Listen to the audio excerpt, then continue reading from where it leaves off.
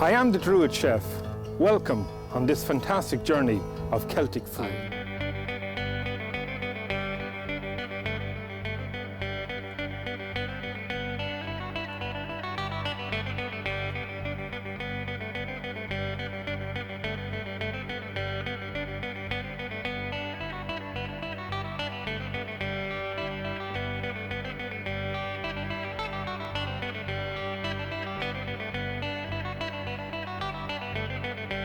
Welcome to the Celtic Kitchen, and I'm the Druid Chef Ruaidhrí O'Morricón. I'm the chef that goes where no chef has gone before, searching for the true ingredients of the Celts, of our ancestors and of our Irish cuisine.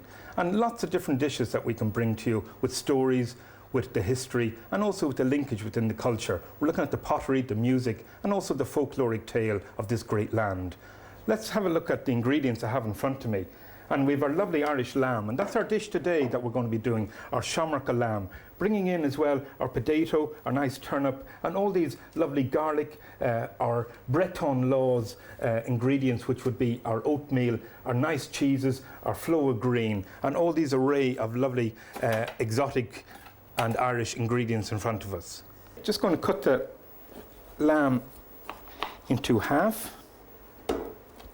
And then the trick here is to just take off the outer bones into the stock pot with them. The same with this. And all I need with this dish is one bone. I'm going to create the shamrock, and that's 3 nice cloves on one existing bone. So that's already in the stock. Just trimming this down. Now, what we have there is a cannon, and we're going to cut it one side down and then one side up and being able to twist that around. Just taking the 2 cuts there, twisting one and twisting the other, getting all our trimmings into our stock. Then just with a knife, clipping the bone there. There's the stem of the shamrock. We have 3 nice cloves there, ready for the cooking and putting our stuffing on top. A little bit of green, just to give it colour. That's our presentation for our shamrock lamb.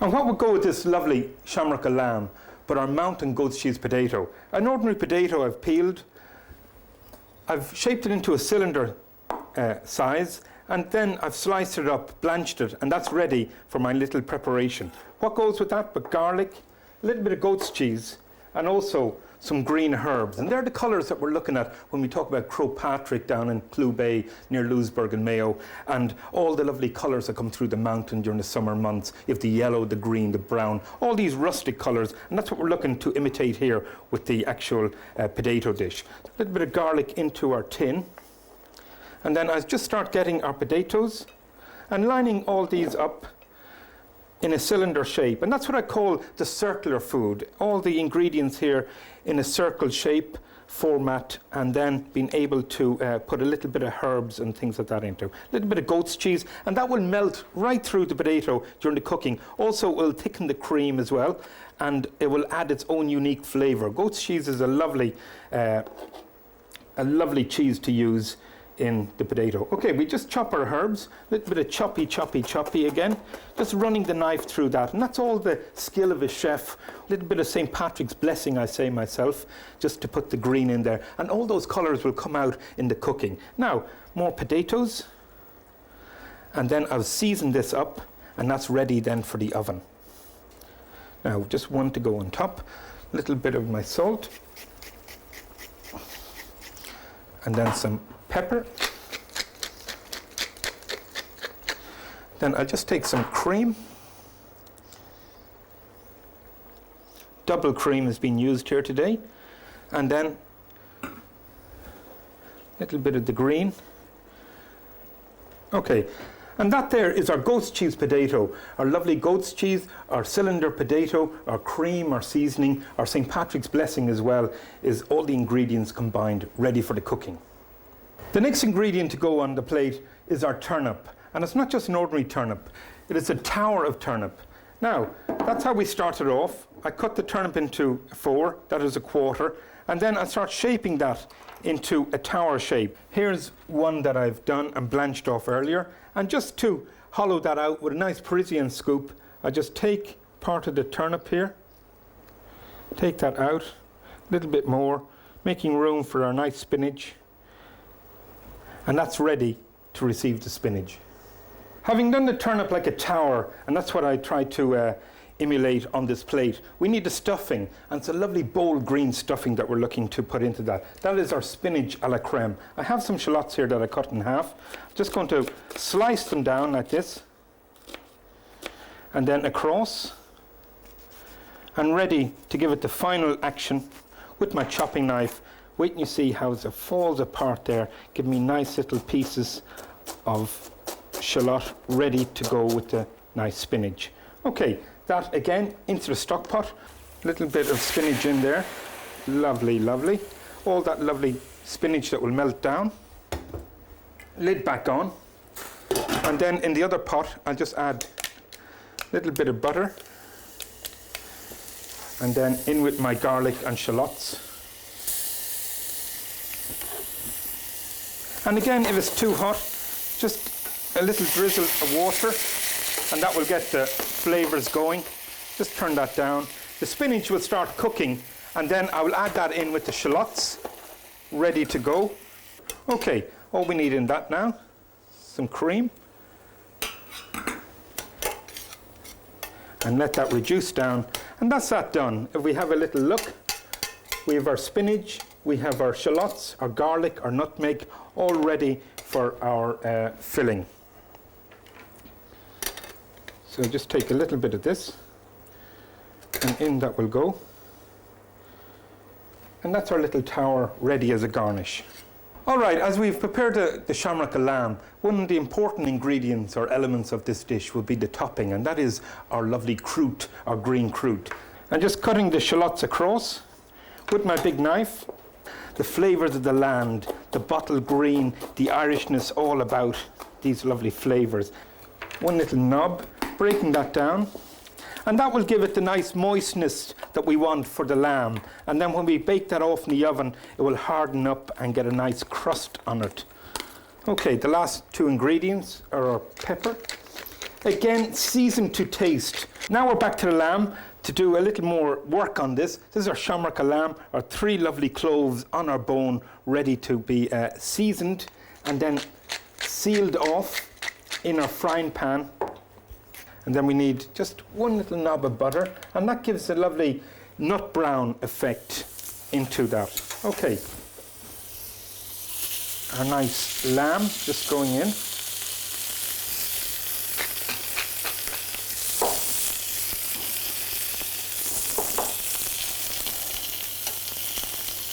Now, just need to take that and get a bien doré, we say.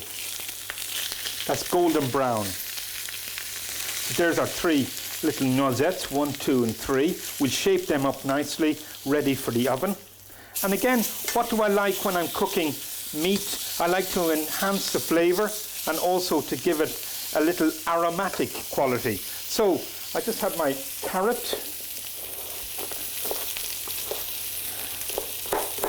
Just chopping that. In that goes. Turn down this.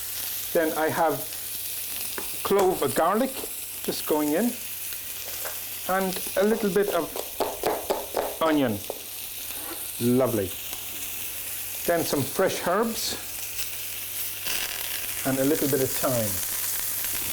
And that will all give a nice aroma or bouquet to the lamb. Okay, we're ready now to top this with our lovely crust. So I just get my first ring.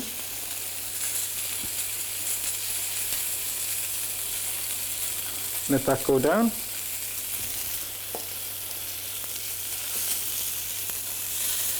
My second ring.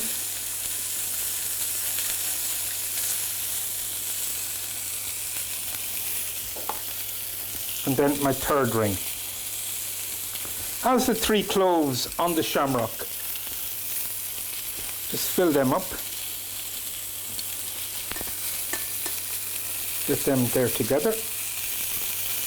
Okay, now our shamrock lamb is shaping up. Again, to reinforce the green, I have a little bit of chlorophyll here, made the spinach and herbs just going on top, giving that lovely green flow and giving that nice continuity of the shamrock colour. Now, this is our shamrock of lamb in honour of St. Patrick. Remember, he used the shamrock to teach religion in Ireland. We're using this to nourish the people in Ireland, bringing the 3 noisettes of lamb on the bone with its lovely green flow. Ready for the oven now. So how do we plate this up and how do we bring this dish to its final presentation? Well, just taking the lamb, and we have the 3 cloves there. Lovely. And then our lovely nest of potato, just to go inside here. And then we have our nice tower of our spinach and our turnip in our monastery style with our lovely oats. And then our jus that we have to put onto that. We just get our nice jus. Just putting it round the plate here. And that will give a lovely meaty flavour, but also it gives a lovely sweet flavour. And what goes with lamb better than a sweet flavour? And then just to build our shamrock back into our design. Just at the top there. And give 3 little nudges. And just take 1 down there. We get our nice little shamrock to go with our shamrock of lamb. Then the last thing that we want is our organic herbs, just coming out of that. And again, we're looking to do our presentation of our shamrock of lamb, our goat's cheese potato, our Glendalough tower of turnip with our spinach in it, our nice little shamrock of our green flow with our sweet and sour jus flavoured with lamb. There's a lot of history to Irish cuisine, and that's what we're about here on this programme. Looking at the past, looking at the influences that the Celts had while roaming the land. What did they eat? And also St. Patrick. This dish is in honour of St. Patrick, and that's where we've gone out to the island and done some basic cooking, rustic style, circular food, organic as well, on the island St. Patrick. This is where it happened. St. Patrick's history, the legend, the saint. He brings all the Irish together on the 17th of March, but this is where it actually happened. I'm standing here in the relic of his church, and if you just see the little window there, there's a shape of a priest or a bishop in the actual framework there. There was a time in Ireland before the cross was raised, when the High King ruled a Tara and pagan fires blazed. Patrick preached before him, though the Druids did not agree, and he used the 3-leaf shamrock to explain the Trinity.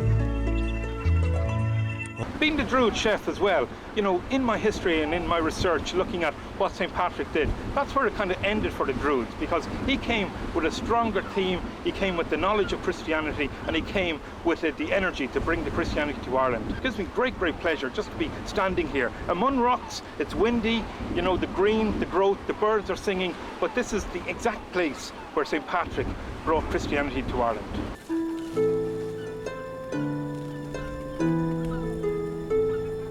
And we're here again talking about the food of St. Patrick and the Celtic cuisine, the journey that I'm on, trying to revive the actual revolution of Irish cuisine, why our people died of famine, why we lost our culture in food, why we aren't in our culinary arts like other countries.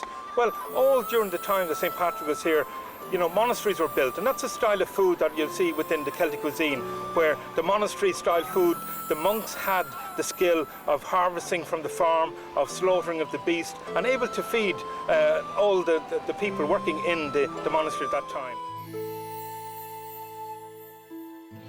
Great to be here over in St. Patrick's Island, where the man himself came around 1500 years ago. And what style of cookery would he have achieved? Well, the pit cookery of old, where you bury the meat, you create the fire, you go away on your duties and then come back and the meat is ready for its eating. And that's what we've done here today. We've looked for a location, we've put the labour in to dig the pit, we have lined it, and then we have started our marination of our lamb in buttermilk. And buttermilk with the enzymes going into the meat, tenderizing it, and then with the lovely herbs and the honey going in there, giving it unique flavour. Wrapping that up in hay and then burying it in the pit, adding the soil back over, and then from our second fire to create the lovely strong heat, we add the fire on top of the soil with the buried meat, and then that starts the slow cooking, because that aggressive heat gets into the soil and it bakes like a clay oven. And that's unique in itself, the old style of cookery. And that's what would have happened long ago when you think of the tribal food, that they would be out killing the beasts, gathering the berries, coming back to their area of comfort or their living quarters, and then creating the fire.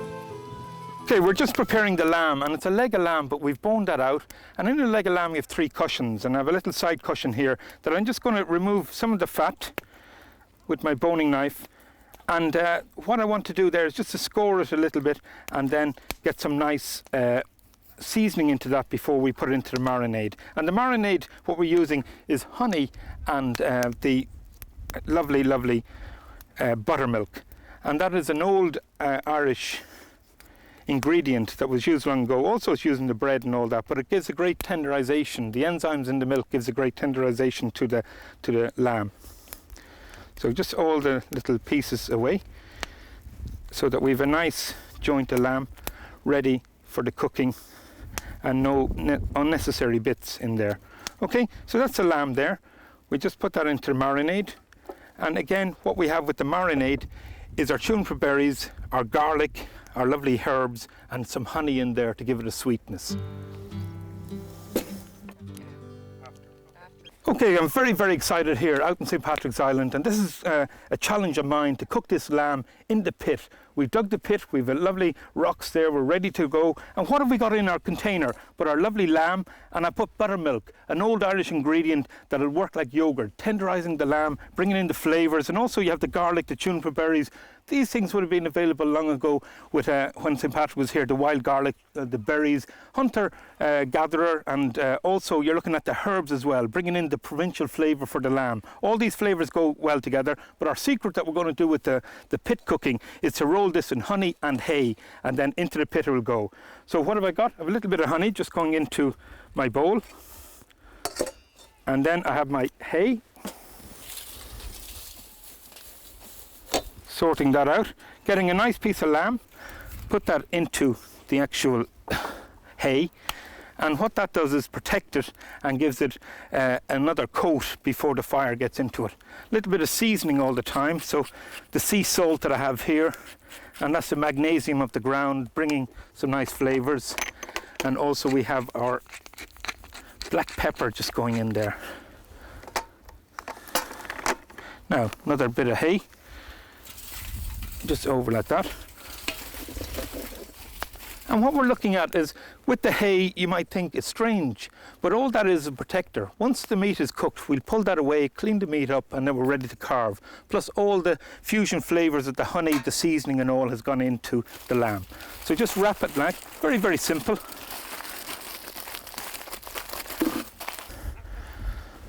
All right, we're ready now to start cooking and get our lamb in our parcel of hay with our honey, all the fusion flavours, ready to go into the pit there to go as a slow cooking. That is cooling down the fire when we cover over clay, leaving that heat penetrate into the lamb at its own pace and really cook it nicely, infusing all the flavours together. So we have 2 nice parcels. In they go. That's one. There's the other.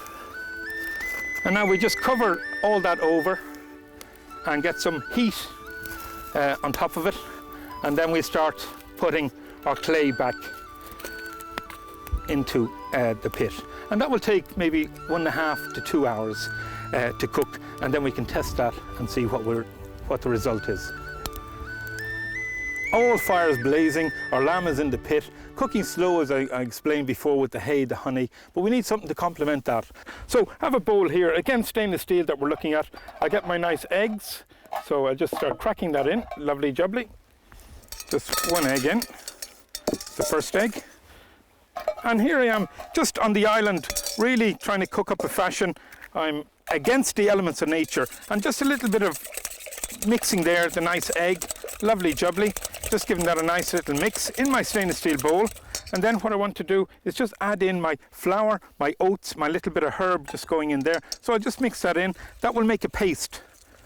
So as you see, and I'm not worried at all because I'll knock that into a nice paste, and then I will bring it back with a little bit of water, and also we'll add in some fruits into that, and that will lend itself very, very nice with the lamb. And remember what I was talking about, the hunter-gatherer, the gathering the berries, the killing the beast. Well, that's what we're doing here. We brought our lamb, we have our berries, juniper berries to marinate the lamb with, but also I have some nice blueberries here. So we just have a little look at blueberries just going in.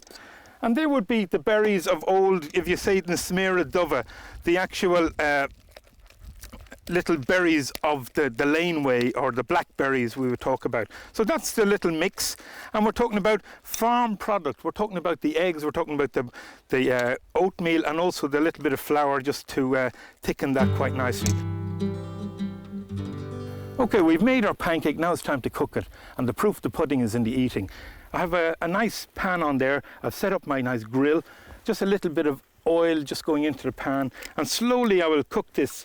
So we take a little mix like that, lovely jubbly, just going in there and getting all that nicely set, and then we'll just wait a minute or two to turn that over. I can see it just really browning up there. And again, when you're cooking on open fire and then we've no gas knob to turn it off and that, we're looking at the heat, controlling the heat. And again, if I need to turn this down a little bit, I just bring it over like that, and then if I need it hotter, I put it back into that. Also have my little gravy and a few little potatoes cooking for later on. Okay, let's turn it over. Lovely bien doré, golden brown there, not too cooked, and it takes, you know, a minute or two just to cook these little pancakes, and they will go very, very nice with the lamb. Okay, I'll just take this one out. There you have it. Look at those lovely blueberry oatmeal cakes ready for my lamb. During my Celtic travels in gourmet food, I've been looking for inspirations, and the vegetables alone give me inspirations, the way that they mature into the circle food. And that's what we're looking at here. If I take a red onion that I'm going to now char grill onto the grill, I'll cut that down, and you see the circles. That circular food to me, it'll enhance the lamb dish as a vegetable, but also will give the circles of the Celtic design in Celtic art. So just cutting this down. Okay, back at barbecue side, or grill side here with our stone fire, and we're looking to barbecue these or grill them on our nice grill there, our grill plate, straight onto there. Remember what I have, a little bit of oil. Also we have some salt on that, and we're looking for a nice marking, and then we will put our leeks in there. So there we go. Start moving all those in, getting them ready. That will take maybe 5-6 minutes to cook. Okay, we're here at our pit. We put our lamb in around 2 hours ago. Now we have to search for it and see what state it's in. I hope it's cooked, but I think it is. So I can get down into it. There's our lamb, lovely. And what we're going to do then is just open that up. Then we remove all the hay.